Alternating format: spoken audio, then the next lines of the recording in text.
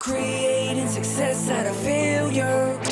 Creating success out of failure. I'm Jonathan Federa. I'm here to inspire you to hustle and grow your income while doing what you love. Just because you have problems doesn't mean you can't prosper. Just because you have tragedy doesn't mean you can't triumph. Actually, you should be taking advantage of that. There's positivity in my pain. I took scarcity and turned it into strength. I always tell life, there's not much you can do to me where I won't make an obstacle an opportunity. We never lose, we only learn lessons. If you wanna change your perspective. If you don't know how to do that, we'll show you how right now. This is about to go down. You are tuning in to creating success out of failure. Creating success creating success out of failure. Out of failure. Welcome, everybody, to Creating Success Out of Failure. Today, we're going to talk about looking for opportunity through the chaos, right? If you go back and look at all the great businesses that have been built, they've always been founded in times of chaos. This is definitely one of those times, okay? How you react to what's going on is going to determine how successful you are getting through this. There are people that are sitting back and saying, why me? There are people that are pushing forward and saying, fucking try me. You know, that's the truth. Me personally, you guys know I've been doing 75 hard. I'm still on it, still with it. I'm on like day 47. By far one of the best things I've ever done in my life. Okay, I can't speak enough to that. I've read probably about 15 books. Not counting Audible books too, because I've been ripping through those. I've lost about 15 pounds. I probably got another 15 to go. I feel great. Not drinking. I have a clear head. Not that I was drinking a lot prior. It's just makes you elevate your entire game. And if you haven't done it, I totally suggest you should do it, especially through this, right? Because a clear head, reading, thinking at a higher level, acting at a higher level, it's going to make a big difference. All right, Evan, you got anything on that? You want to ask me anything about 75 hard? How are you? Are you still like, I don't know if you had used a gym before when you did your workouts, but I assume your gym's probably closed. Very accurate. Yes. Gym's closed. I was using it. I love going to the gym because you have more options, right? Mm-hmm. I was very fortunate in the fact that before all this happened, I realized I'd have to do some home workouts. I've always had the Bowflex dumbbells. I got a bench downstairs. I got a spin bike, but I wanted to get some other pieces of equipment. So I got a pull-up. We got a pull-up and dip station. That's in my garage. I got a row master or row machine. That's in my garage. And I got a climbing machine also in my garage. So what I do, if I want to do an outdoor workout, I got that. I got a jump rope. I move it all outside. Okay. Something you guys might not know about me. Prior to being in small business lending and owning a business, I played hockey at a fairly high level. I still play, and I coached at a high level. So I knew a lot of off-ice training. So I incorporate that work in my outdoor workouts in addition to running. And then I try to do weights with dumbbells when I can. And that's made a huge difference, clear head, and I love it, right? And reading at night before I go to bed, that's really, really helped me. It makes me elevate my whole, my whole game plan. I know this isn't, a fitness podcast, but I know that you have experience. So much the first thought when you're saying that is, because I want to make sure we're always giving our listeners plenty of actionable advice. Do you have one tip for listeners who, may have been going to the gym or want to do some workouts, things like that, but don't happen to have that equipment? First off, I think there's 100 people better than me to get that advice from. Okay. Like legitimately. That's fine. No, that's fine. I just didn't know if you had experience. Yeah, we've had them on the show. I think being consistent is huge. Mm-hmm. Okay. You need to be consistent. All right. Consistency and dedication to it is key because you're not going to see results right away. I'm starting to see the results of doing this 47 days in a row. I haven't been in the 170s, okay, since I was probably 24 or 25. And now I'm consistently the last few days in a row in the 170s. A lot of that is diet. A lot of it is working out. And I know, I got another 30 days to go, that I should get somewhere in the low 170s, high 160s and feel great, right? It's also giving me a lot of energy to propel myself throughout the course of the day. I think the hardest thing about 75 Hard is the taxing grind. Like, there are times I don't get home and I'm like, oh my God, I didn't do the outdoor workout. Now I got to go do that at 9 or 10 o'clock at night. Or like today, I didn't do the indoor workout yet. I did the outdoor workout. So when I get home at 7 or 8 o'clock, I got to hang out with my kids, put them to bed, and then I got to go lift.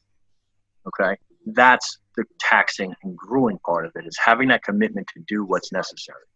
Okay? And in this chaos, this is a perfect transition.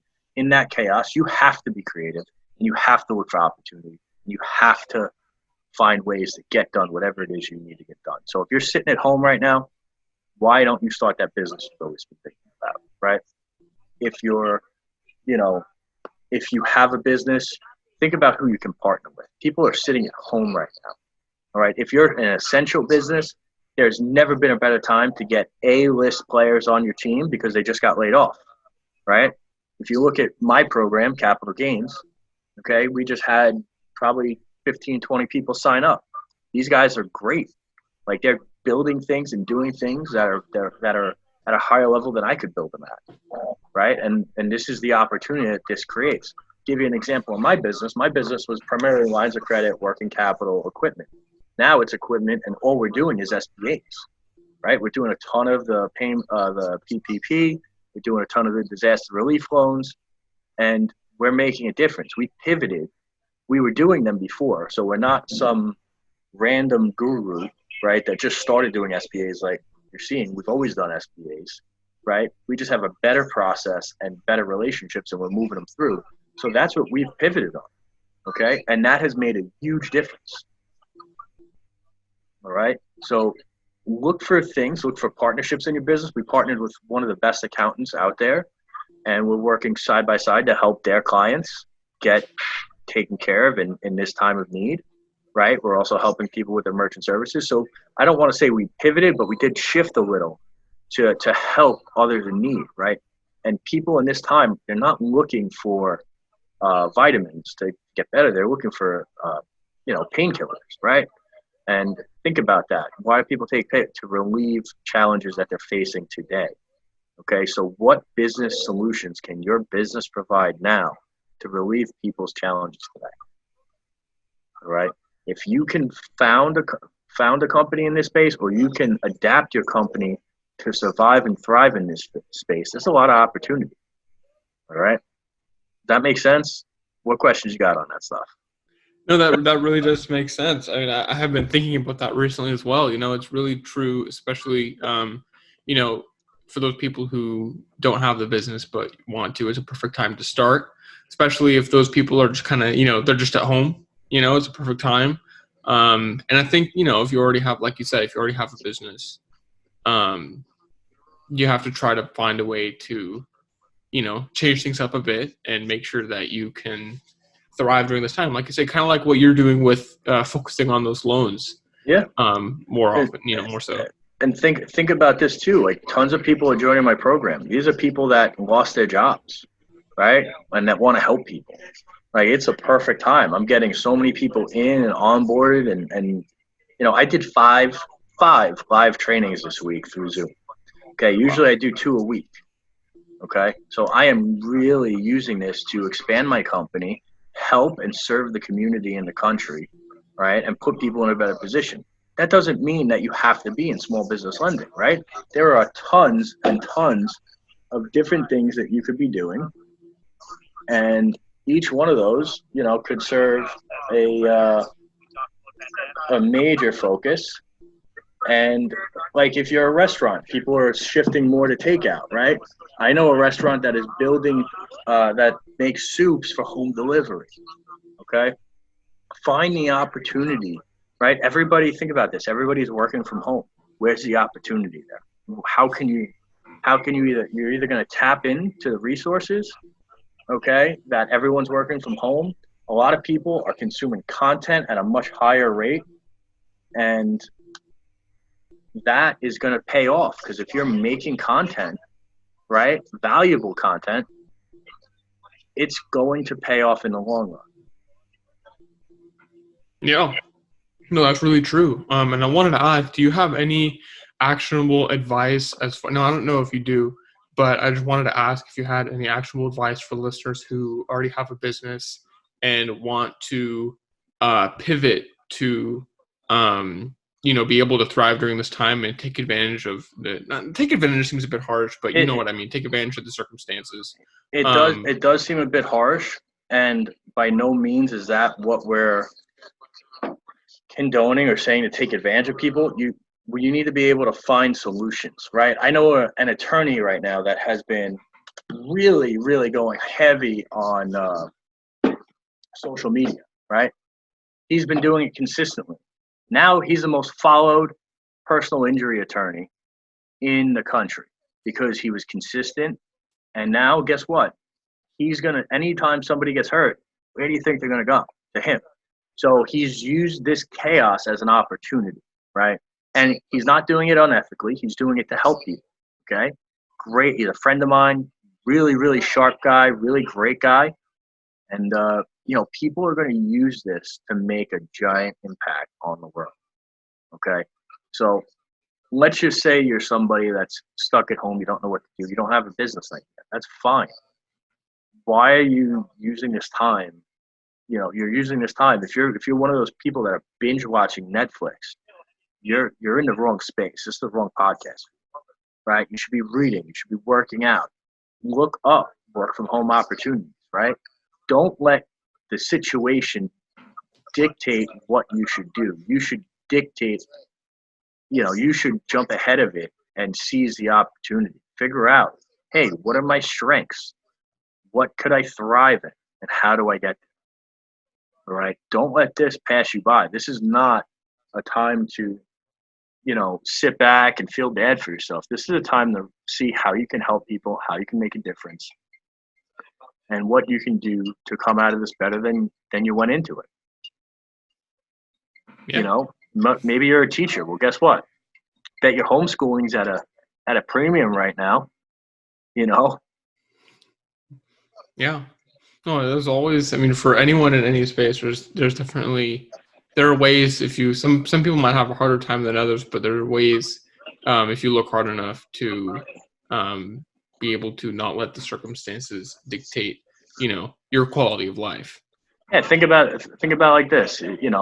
You're a chef, start a cooking channel on YouTube, right? So, and then charge for a premium account. Okay, how to do the recipes, how to do everything. If you're a hairdresser or a barber, why aren't you going and talking about, what is the best way to cut your hair at home? How do you shape up without going to your local barber? There are so many different ways. You just have to be creative and think outside the box. Yeah, no, it's true. And I know it's hard for some people, especially people who had more of a traditional job before, and now they're kind of thrown into a space where either you do nothing or you end up kind of moving into the entrepreneurial space, and that can be scary for some people. But the opportunities are amazing. So I guess my question would be, do you have any other piece of actionable advice for people to, when they get off, when the podcast is over, what should be the first thing someone does to think about starting a new business or venture, or B, pivot the one they already have so that you can continue to thrive despite the circumstances? Well, one, and this is a shameless plug, but I'm going to do it anyway. If you want to work with businesses, you want to help them, look up capital gains, okay, and look me up, join the program, okay, especially if you work with business owners prior, right? Figure out how you can really help and make a difference. Next, think about what you're interested in. Think about what's going to make you happy. Think about where you can make a difference with your skill set, because everybody has different skill sets, and learn about what opportunities exist doing it from home, or create your own opportunity, right? Think about how you can serve people and serve a market that you're interested in helping, and do it that way. What if you did a grocery delivery business, right? So Let's say, oh, I don't have any skills, but I have a car. Okay. What if you want to help the elderly? Okay. I think that's a great idea. Those Well, guys. that's a really good idea. I mean, especially because Instacart and Whole Foods both, they're both really backed up. So I'm Yeah. sorry, you said that, and I just thought that was a very, very good idea. To Yeah. continue. No, it's all good. It's the truth, though, right? Yeah. Think about how scary it is if you're someone with a pre-existing condition right now, or you're elderly, right?